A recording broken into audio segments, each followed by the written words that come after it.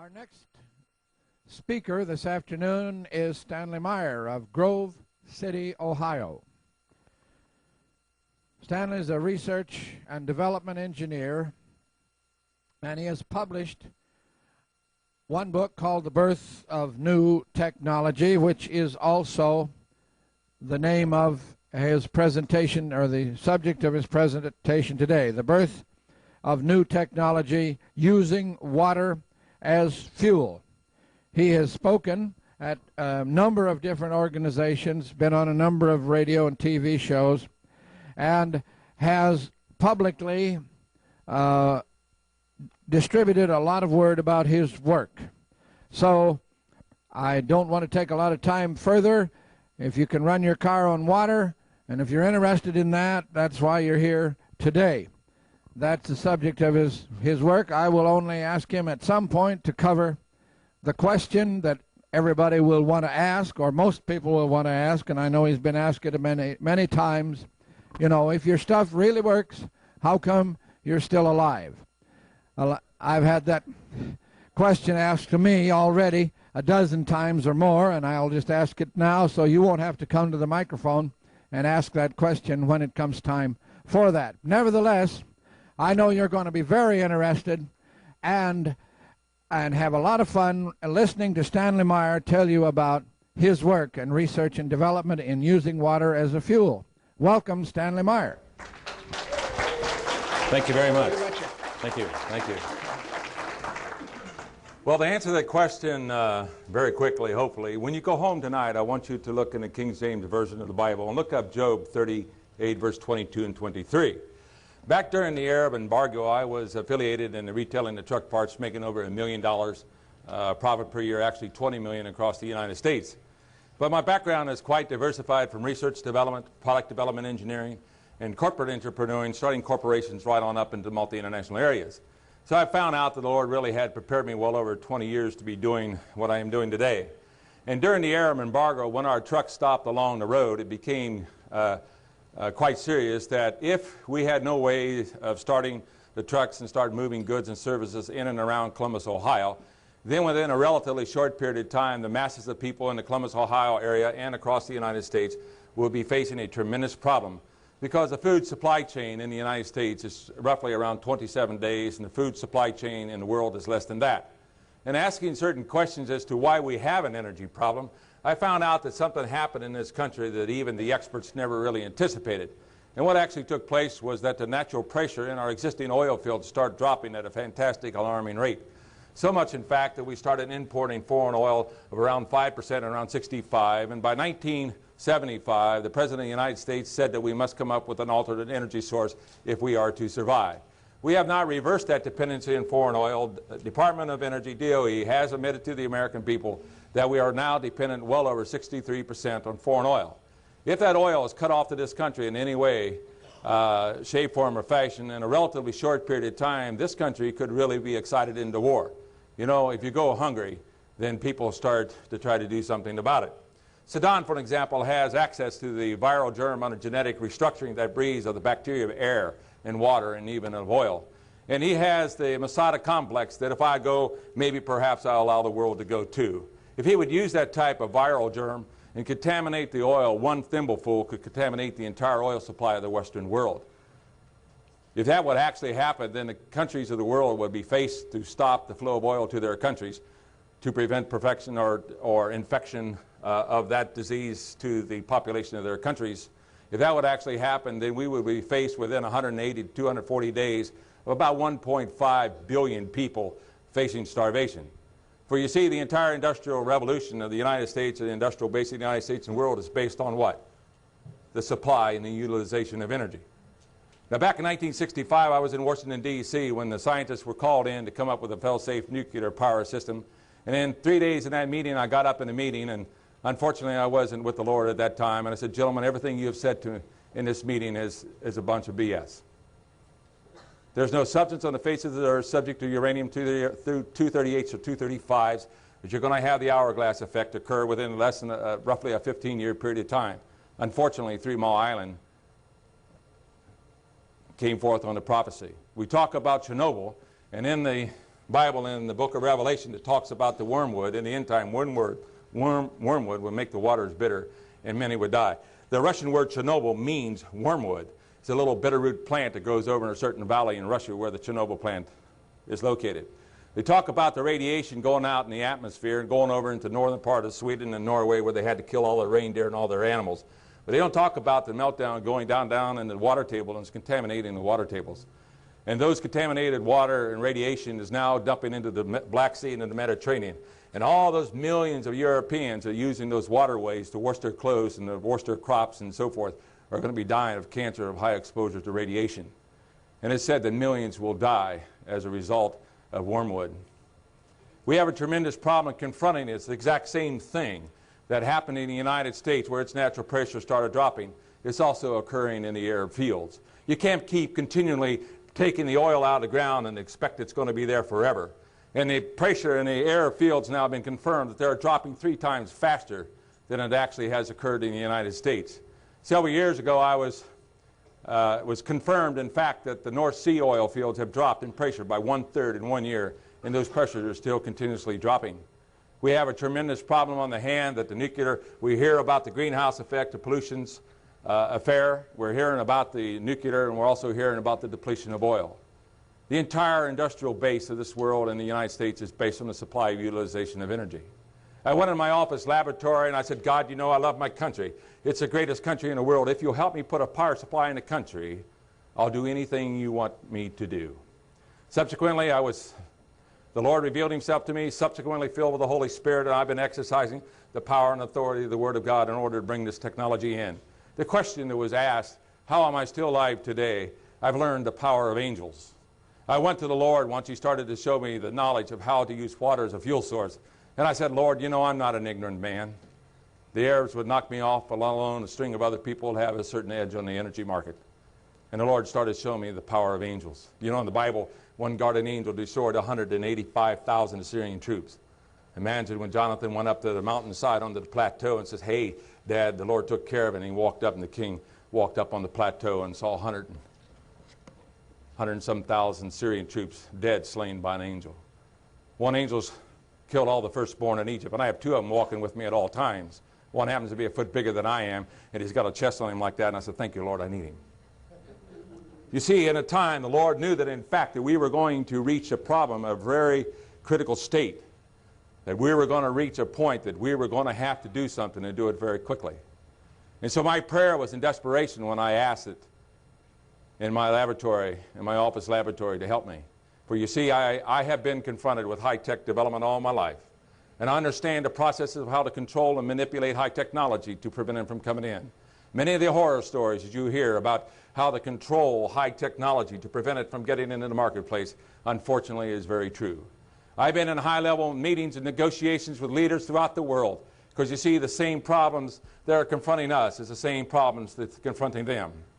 You know, in an interim period of time since the Industrial Revolution, and since the time, the internal combustion engine is the greatest consumer of oxygen into the air. And core samples in the polar regions have shown that at that beginning of time, there was like 38% of oxygen in the air. It has dropped down to 21%.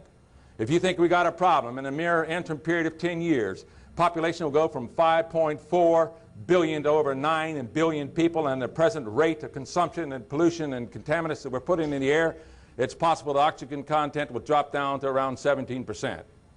If that absolutely occurs, then we'll be on respirators. You see, I had to go to a source of power greater than Stanley Meyer's in order to try to bring in this form of technology. And the Lord said that this knowledge pertaining to water, when he was talking to Job and he asked Job the question, he said, Job, have you ever considered the treasures of snow? Or have you ever considered the treasures of hell, which I have reserved against the time of trouble, against battle and war? And the reason why I'm here today is that the multi-international corporate structure can't bring in this type of technology. The federal governments cannot bring in this technology. It has to come through an individual such as myself, and it has to move through you and I. So as I impart this technology onto you, then you have responsibilities to it. This technology must get in through the people, or otherwise it will not go forward. Go ahead. In starting my quest in order to bring in a power system, I knew from my prior scientific background that I must legalize the technology. If I do not legalize the technology and try to bring it out to the American people or even to the world, then in fact that technology could be blocked. It's not what Stanley Meyer says that what we have. It's already been proven under 35 U.S.C. 101, Section Patent Code, and under the PCT Treaty Act, show operability, and we will issue the patents. When those patents are issued and you receive your gold seal and ribbon, it says that in fact you have complied to the laws of the land, and as a result of that now it gives me the ability under the Constitution of the United States to be able to bring this technology forward. Go ahead. In order to do this, we was contemplating how to use water as a fuel source, since water is a fantastic source of hydrogen. In my laboratory, research laboratory back in Grove City, Ohio, I have the most scientific compilation study on the hydrogen that's ever come out of the scientific world through NASA. As you probably know, the Columbia Space Program is propelled by liquid hydrogen and liquid oxygen. And in that report, it clearly stipulated that hydrogen was the most ideal fuel of the future.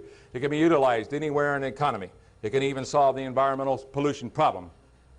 But they didn't have an answer in several major areas. One, to be able to produce the hydrogen on demand, release it economically, be able to control the rate of its production, be able to transport it without spark ignition.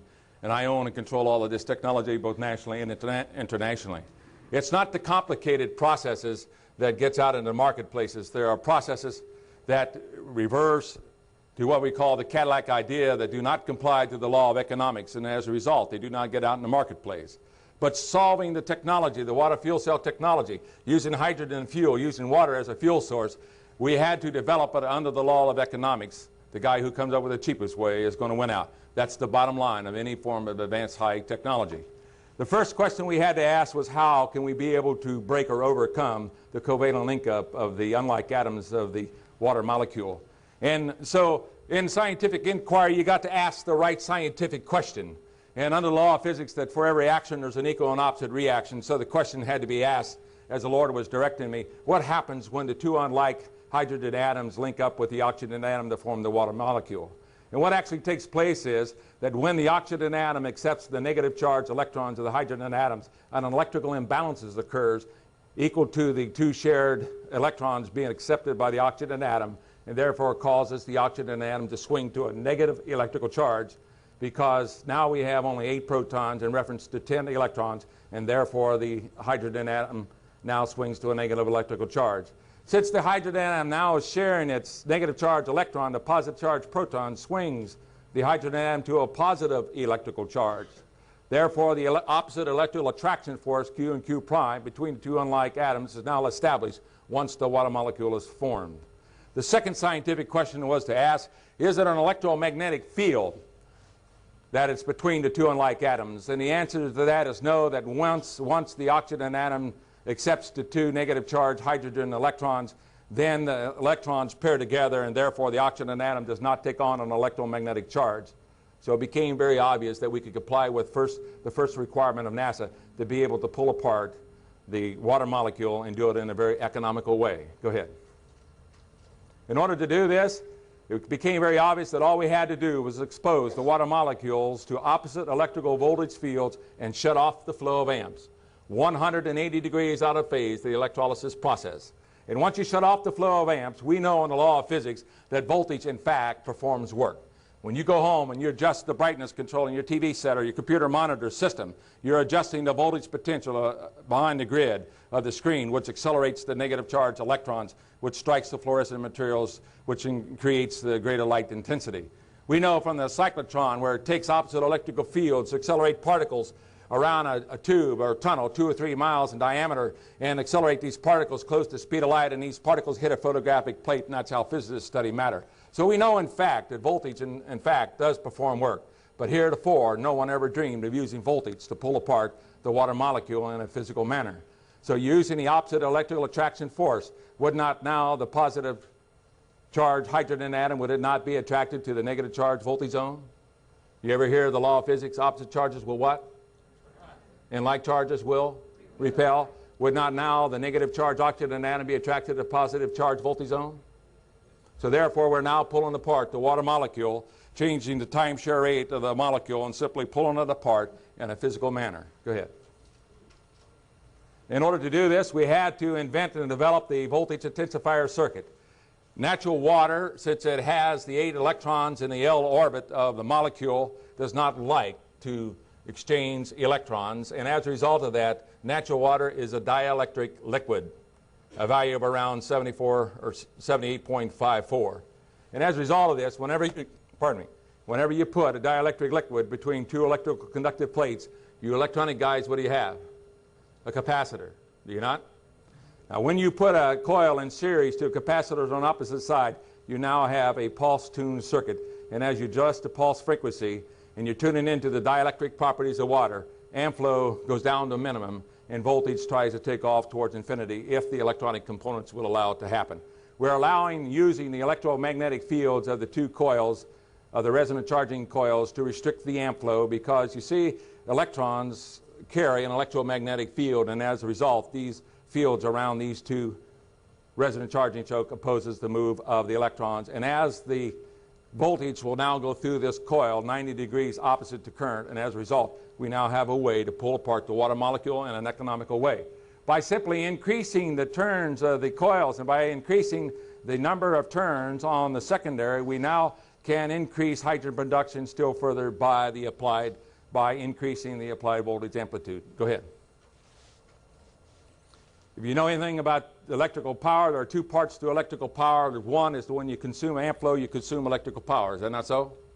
Whenever you shut off the flow of amps and you allow voltage to take over, then voltage becomes potential energy, which now can perform work. Go ahead. As a result of this, we had found out some interesting operational modes heretofore was not in the prior state of the art of electrolysis. As you allow the voltage potential to increase, hydrogen gas production is now being produced on an exponential function, not on a linear function as to the prior state of the art. Go ahead. We also found out that under certification laboratory testing that the electrical polarization process using voltage to pull apart the water molecule performs in all forms of natural water, even including the most purest form of distilled water. Go ahead. Here you're seeing where we are now sustaining and maintaining the hydrogen flame, being sustained and maintained at a burn rate around 47 centimeters a second using ordinary natural water by simply hitting the fuel cell with a very high pulse voltage frequency, tuning into the dielectric properties of water. Go ahead. The flame that you see at temperatures that will exceed from 5,000 up to 10 to 25,000 degrees by simply increasing the voltage potential to allow natural water to be used as a fuel source. Go ahead. It gave us the ability now to comply with the first major requirement of NASA, the ability to produce the hydrogen gas on demand. The blue zone signifies that as you release the hydrogen from water, it's a tremendous energy source. And under the National Bureau of Standards, it figures that the energy being released is 2.5 times that of gasoline. Now, many people do not know that when you run your car on gasoline and diesel fuel, do you not know that you're actually running on hydrogen? In a gallon of gasoline, you roughly have a half a pound of hydrogen to it. But you know natural water has 1.7 pounds of hydrogen to it? It is a tremendous, powerful fuel if you but have an answer to be able to release that hydrogen economically and do it on controlled state. But as we release this energy now, we're releasing this tremendous amount of energy, we had to develop the blue zone, rendering hydrogen safer than that of natural gas. Now, in developing this technology, as I had mentioned, we had to develop it under the law of economics, that the guy who comes up with the least expensive way is going to win out. Anyone ever heard of the KISS method? Keep it simple, stupid, don't make it complicated. The technology had to be built out of a garage, a basement, a backyard. Why? To bypass any form of exotic manufacturing technology to control you from bringing it into the marketplace. For an example, a chemist could develop a chemical that would increase the efficiency of a solar cell, but if Exxon had the patent rights on the wafers of the solar cell, which is owned by the Arabs, would that guy be able to get it out in the marketplace? But if I could develop this technology in the garage or the basement in the backyard, then I could prevent that type of a blockage from occurring. You know, the scripture says, don't be ignorant of Satan's devices.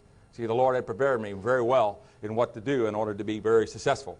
In order to accomplish a task of retrofit, we had now to develop under the law of economics the ability to render hydrogen safer than natural gas. Now, these are very simple answers to a very complex problem. Back in 1975, there was no textbooks on this technology, and that's the reason why I have been receiving the fastest patents in the United States history and also under the PCT Treaty Act throughout the entire world. Go ahead. One of the things we address with the natural water is like a sponge. It will absorb ambient air. What proves that out? Any of you gone fishing? You ever look at the gills of a fish? The gills of a fish does not change the molecular or the chemical structure of water. The only thing it does is agitates the water molecule to release dissolved air. You know, in my 9th grade science class, I asked a question that when you light a match in the air, why does not the air burn up? Because the bulk of the air is composed of non-combustible gases like nitrogen that do not support the burning process. We had found out that the water fuel cell is a multi-gas generator. It not only releases the hydrogen and oxygen gases from water uniformly based on the applied voltage potential, it also now releases the ambient air and a bulk of non-combustible gases, or gases that do not support the burning process. And as a result, we now lower the burn rate of hydrogen gas from 325 centimeters a second around to 47 centimeters a second to co-equal that of natural gas. Go ahead. How do you run an internal combustion engine off this type of technology? Well, as an engineer, you look at the internal combustion engine in 3 ways. Number 1, is it a mechanical drive device to get us here today? Secondly, is it not an air pump? Will it not pump in the ambient air through the cylinder and shove it out the exhaust? Is it not also a manufacturer of non-combustible gases? That when the burning process, the gas combustion process occurs, it produces non-combustible gas that we meter mix back with the water fuel cell, and we can automatically adjust the burn rate of the hydrogen gas to co-equal gasoline or diesel fuel or any form of fossil fuels. Go ahead. Now here we were sustaining flames from 10 to 25,000 degrees, but if I will allow this technology to go into the kitchen in your home, your wife will come back and say, "Hubby, you didn't do too well. Look at my pots and pans, I got holes in them." How do you lower the burn rate of hydrogen gas to 200 or 300 degrees or less? You simply capture the gases going through the flame that producing the non-combustible gases, recycle back into the flame or into the generator, and as a result you can regulate it and lower the flame temperature down. Go ahead. Now here's where I was filing the patents on the abilities to render hydrogen safer than that of natural gas. And the United States government came back to me and said, "Boy, Stan, we know about stoichiometrics, but we sure don't know what you're talking about adjusting the burn rate of the hydrogen gas." You see, under the prior art, what they did was take hydrogen through an orifice, hit a hot plate, put energy into the hot plate, and then have the hydrogen interact with the ambient air, which in turn now would release energy from the hydrogen combustion with oxygen. The only problem being is the hydrogen moves 3 times faster than air and other gases, and so therefore you're expending energy in the process. But when we were supporting the flame, as you'll see on the videotape, once that flame is ignited, it stays there and it's maintained, much like that of natural gas or the fossil fuels. I said, "Well, gentlemen, if I show you how to do it, will I get my patents?" Here's a flash tube. If I fill it up with hydrogen and ambient air gases and dilute it with non-combustible gases, or originally hydrogen and the oxygen or ambient air gases, when I ignite it, it would burn 325 centimeters in 1 second. If I fill the tube up with natural gas and ambient air, it burns around 42 centimeters a second. So it became very obvious that if I would dilute the hydrogen and ambient air gases with non-combustible gases that acts as a gas modulator, which slows the speed by which the oxygen unites with the hydrogen, I now have the ability to render hydrogen safer than that of natural gas. Go ahead. And as a result of this, we now have developed the ability so that we can adjust the hydrogen burn rate to co-equal any of the natural fossil fuels like gasoline, natural gas, propane, and diesel fuel, or adjust it down to burning leaves or paper. Gentlemen, that was the #1 major technology that gave us the abilities to retrofit the water fuel cell technology to any existing energy-consuming device.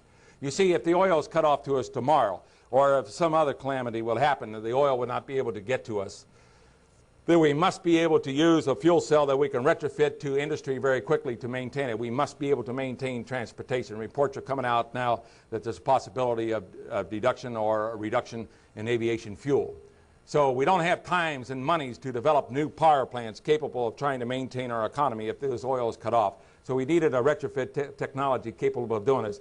And the ability to adjust the burn rate of hydrogen and gas to co-equal the fossil fuels now gave us the retrofit capabilities that we could attach it. Detroit in the car industries is not going to change over to a power plant when Stan Meyer shows you can take a $2.50 recycling tube in order to adjust the hydrogen burn rate to co-equal that of fossil fuels. Go ahead. This is another billion-dollar patent. Prior art said the only way you could transport hydrogen gas was to cool it down to 465 degrees below zero, put it under pressure, and truck it down the road, and you got to expend diesel fuel in order to do that. We simply take the ambient air, now mix it under a flame to produce the non-combustible gas, mix it with the hydrogen gas, and as a result, we can adjust the burn rate of hydrogen gas less than that of natural gas, and we can run it through any conventional gas grid systems. These are major problems that have been solved to give us the abilities that we could switch over very quickly to water as a fuel source. Go ahead. This is another form of technology that in the reports from NASA clearly stipulated they had no way of 100% anti-sparkback device. We found out that when you feed the non-combustible gases or the multi-gases from water through a small little narrow passageway, we call it the quenching circuit, somewhere along the line the non-combustible gases separates the hydrogen and oxygen gases that prevents gas ignition. And as a result now we have an anti-sparkback device 100% irregardless of gas pressure or volume. Go ahead. It's developed what we call the quenching circuit. These are the quenching circuits here. This is a quenching disc. This is aluminum material.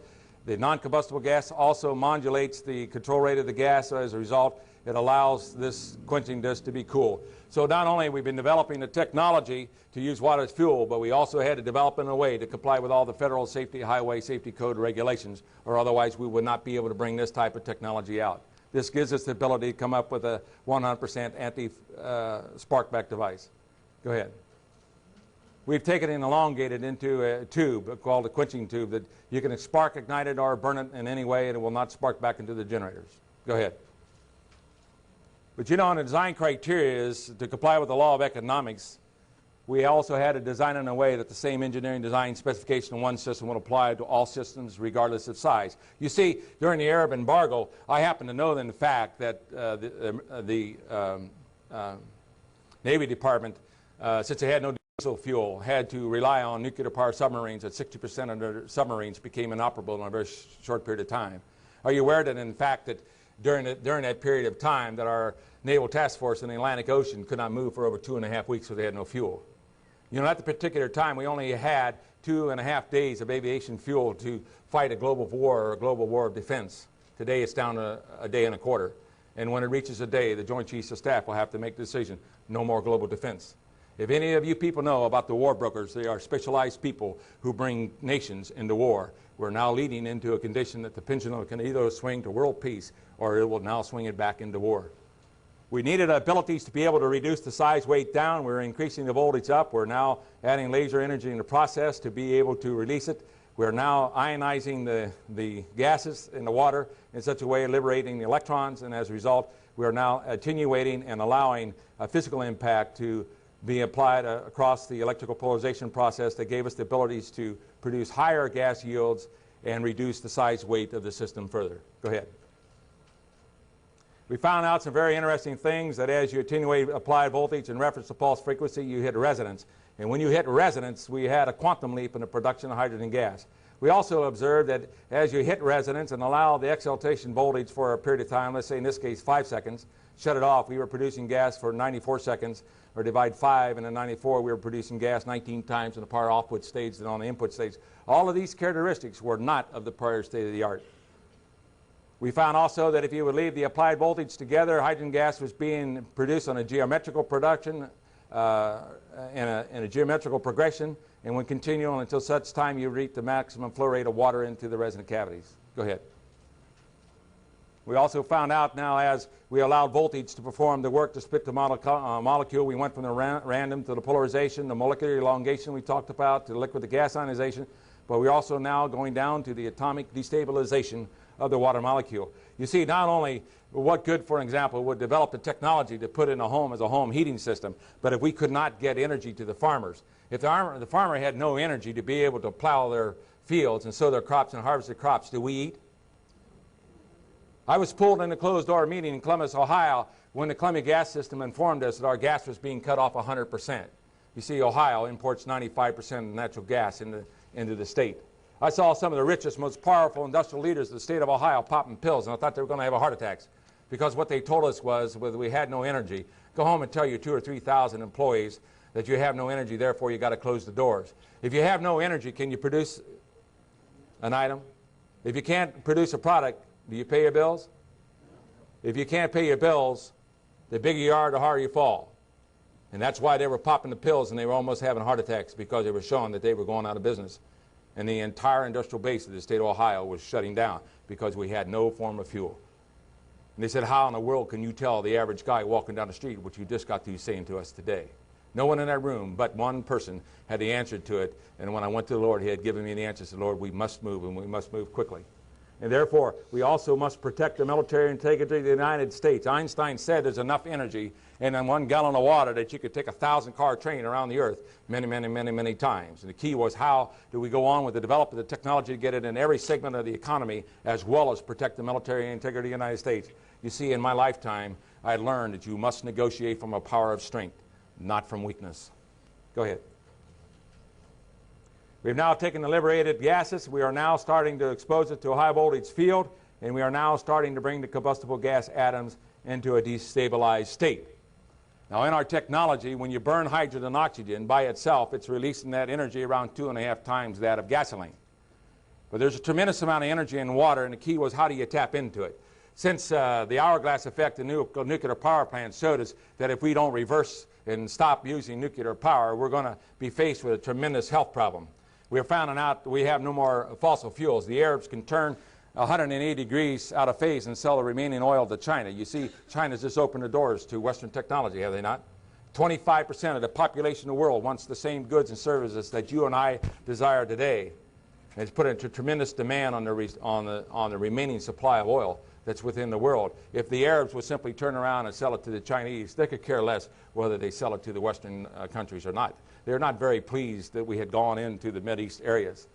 So as a result, we're trying now to tap in, and scientists started going to the area of hydrogen fusion. You remember that?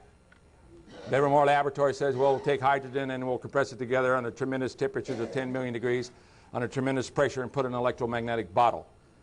Well, that's the example of the alchemist going over looking at his students and mixing up a concoction, and he goes over and says to him, he says, well, students, what are you doing? He says, well, we're trying to come up with a chemical to dissolve anything.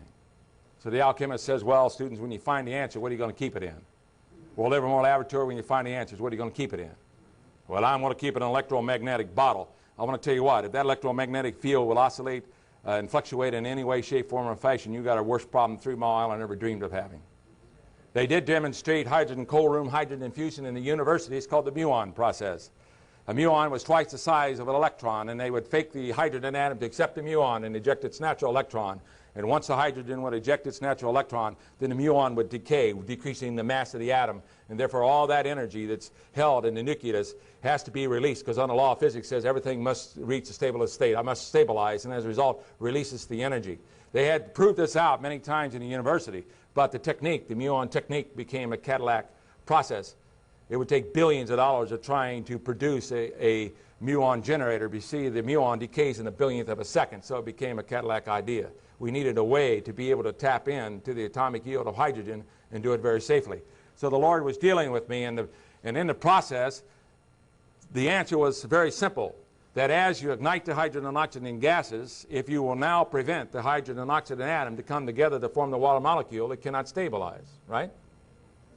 If the water molecule cannot form during thermal gas ignition, then what will happen?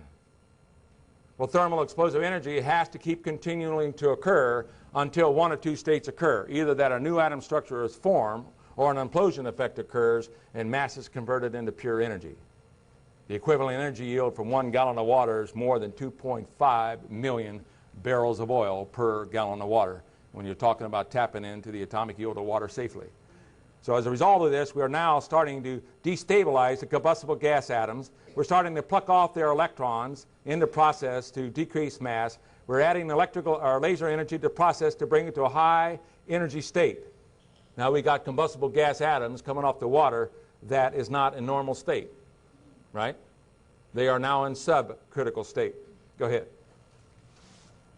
To do this, we now had to develop the electron extraction circuit, to pluck in the electrons, and you're now using the water as a source of the electrons as well as the gas.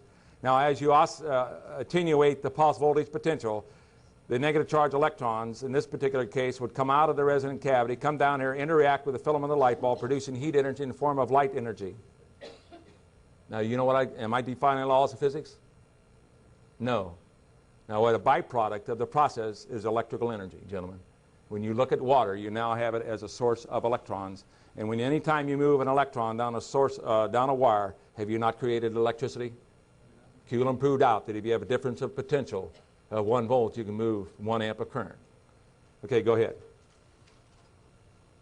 Now, in order to do this, we're now taking natural water. We're now mixing it with ionized ambient air gases and non-combustible gases to regulate the thermal burn rate. And we're now subjecting it to a very high pulse voltage frequency, tuning in to the dielectric properties of the gas, and now performing 3 functions simultaneously in order to release the energy from ordinary natural water on demand.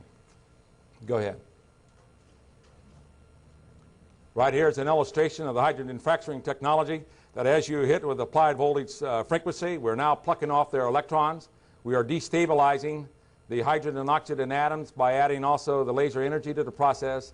The ionized ambient air gases now are capturing and preventing the electrons from going back into the process, and as a result, we're now spark igniting with the voltage.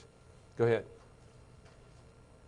Now, this is an example of the hydrogen fracturing technology. To give it a little bit more of an illustration, here's where we plucked off the 4 electrons of the hydrogen atoms. We've highly energized it. So this is in a subcritical state, is it not?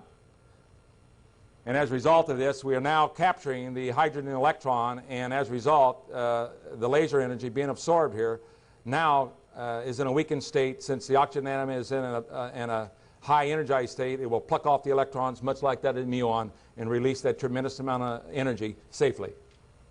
Go ahead. Go on.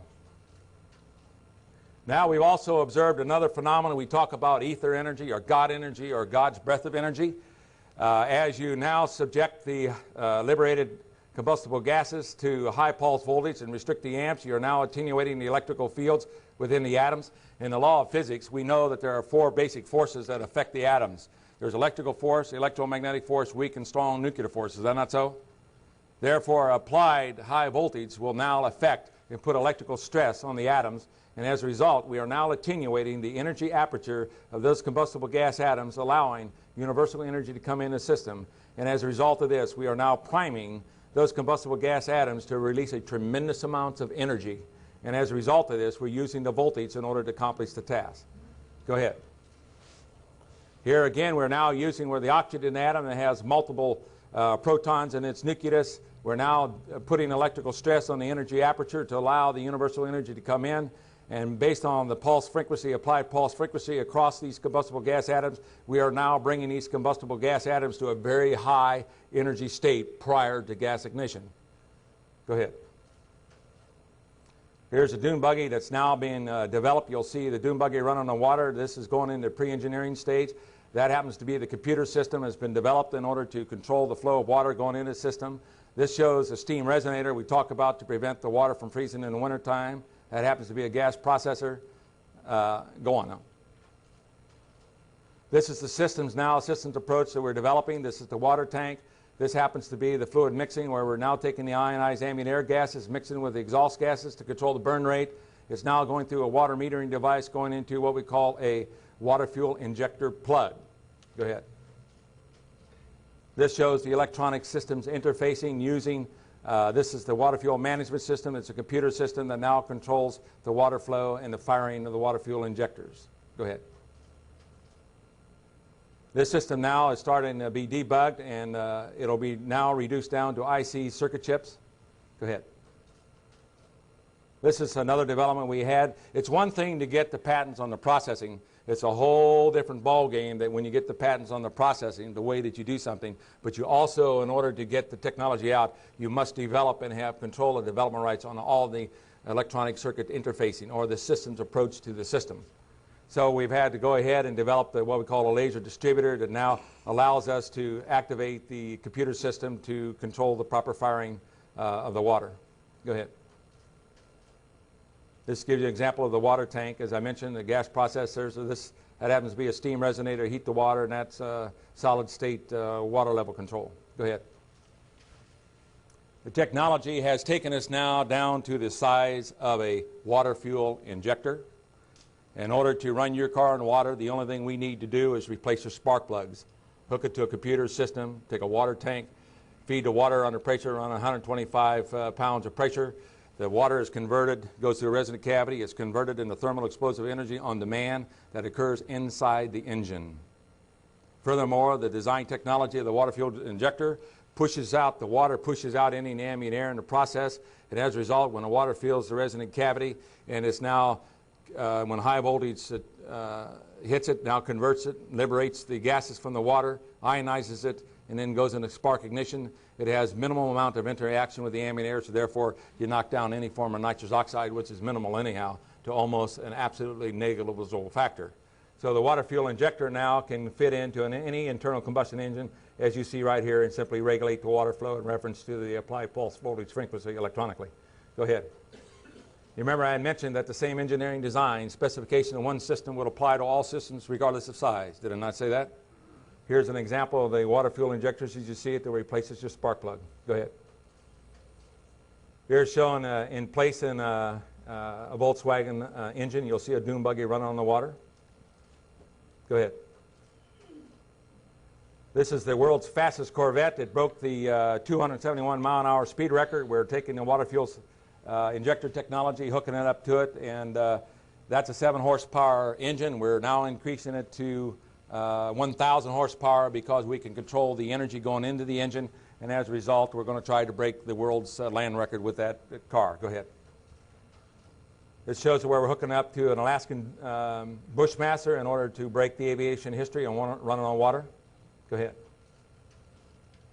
This is where the injectors are now put into a tubular cylindrical arrangement in order to supply heat to the existing furnace or to a steel mill. Go ahead.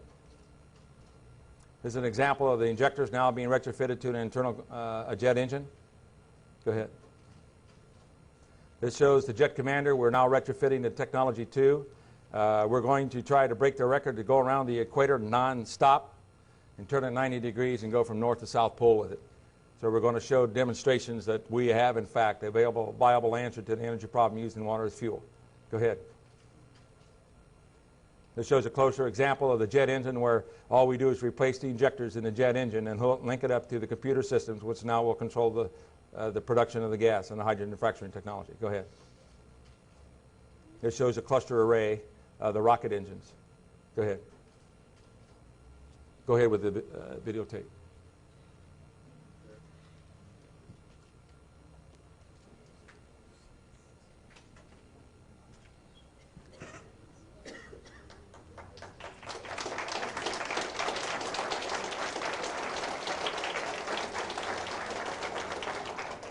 Thank you. After the videotape, I'll open up for questions and answers. How soon and how much?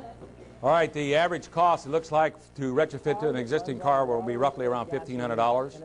It looks like around $3,500 Meyer for made an trucks. announcement today in Colorado Springs. He says he's come up with a device that will hook up to any engine and allow it to run on good old H2O. News 13's Kurt Goff tonight on the possible impact of the water fuel cell.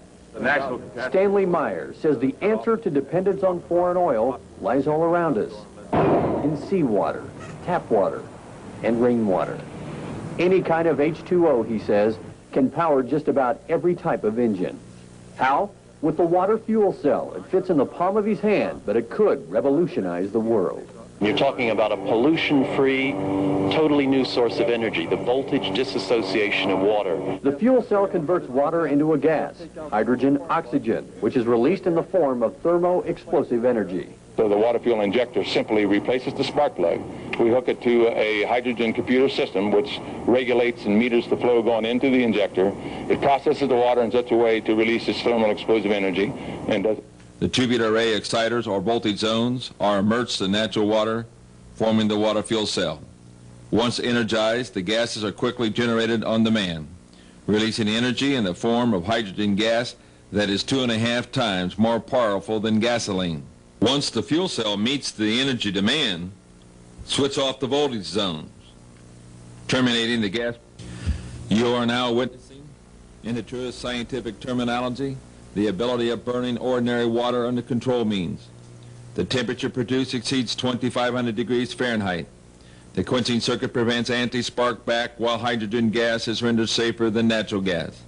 Increased voltage on demand increases flame size, increases BTU capacity. The heat energy shown is 2.5 times greater than that of gasoline and burns 3 times faster. Because of this, the gas energy can now be used to run your car on water.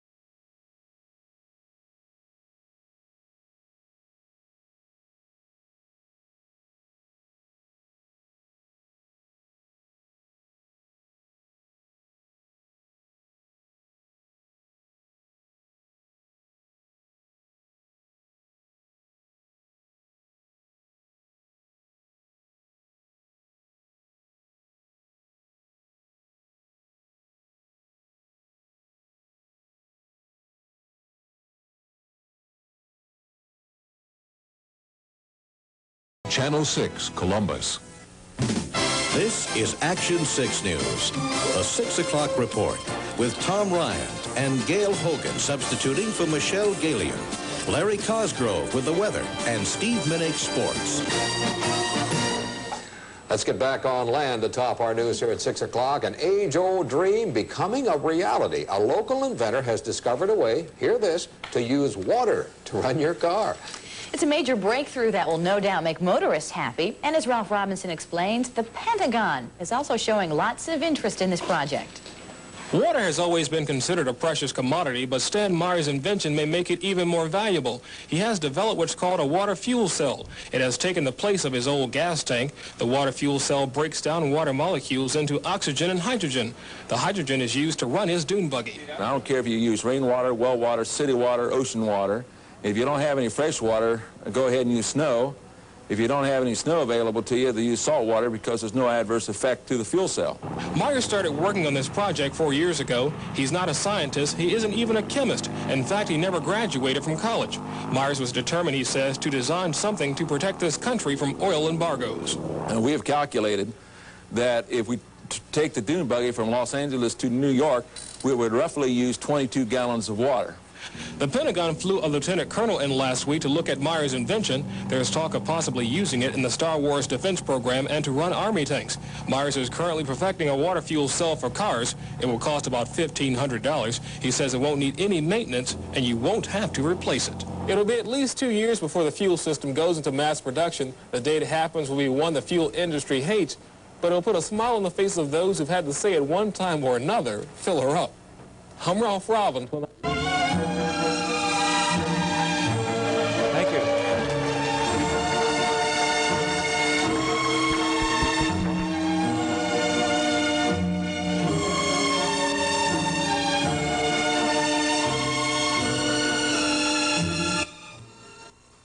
Am I on? Okay. Thank you. As you see it in the videotape, when I started back in 1975, I didn't have any white hair.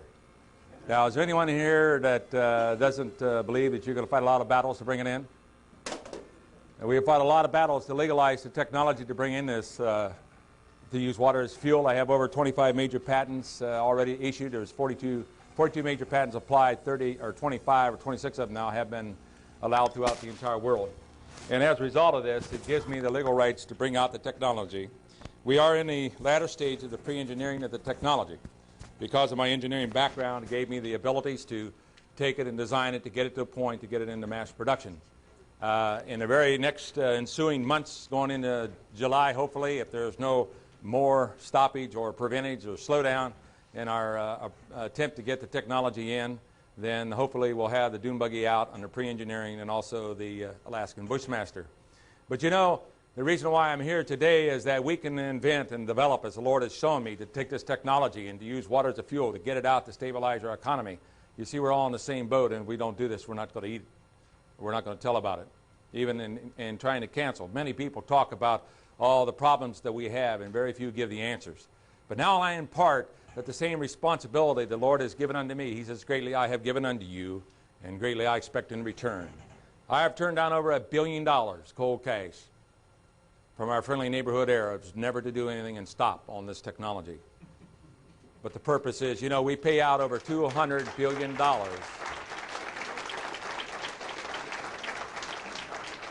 We pay out over $200 billion to the Arabs for petro oil to maintain our industrial base. They would pay $200 billion to keep this type of technology off. So now I've imparted this responsibilities to you. The only way that we're going to bring it in, and history has shown time and time again, it's only going to come in through you and I. So I impart this responsibilities to you. We can invent and develop the technology. We can go through and fight all of our battles and our warfare and to win. But in the final analysis, it's going to come up to you. And you're going to have to make the decision whether or not you want this type of technology to come in and perhaps solve the environmental pollution problems, perhaps keep food on the table and keep industry alive, and to be able to help clean up the environment so that we can stay on this little planet, which we call the spaceship. Thank you, and have a nice day. Thank you.